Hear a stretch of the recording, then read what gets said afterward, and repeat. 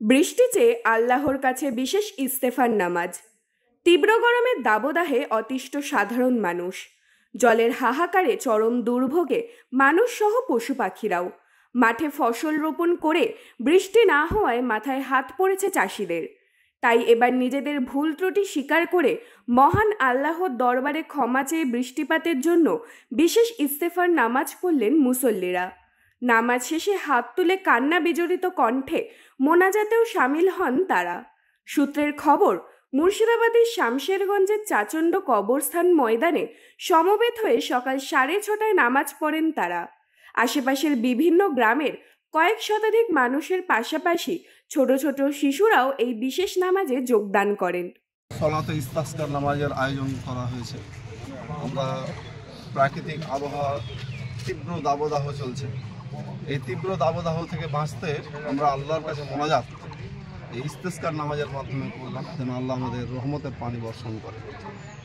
আমরা ইসলামিক দৃষ্টিভঙ্গি জানি যে আল্লাহর দরবারে চাইলে আল্লাহ কাউকে নিরাশ করেন না।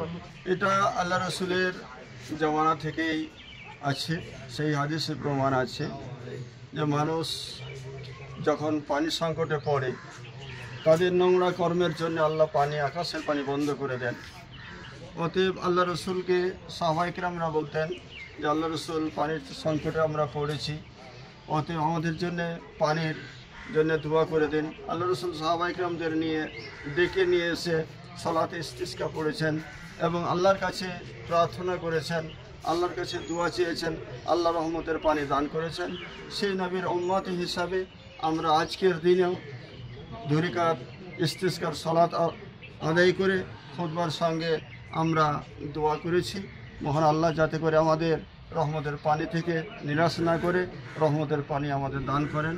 আমরা যেন সেই পানি নিয়ে আমাদের ছেলে মেয়ে, সেই জীবজন্তু সকলেই যেন আমরা সুস্থভাবে বেঁচে থাকতে পারি। এর জন্য আজকে ইস্তেসকার সালাত আমরা আদায় করলাম।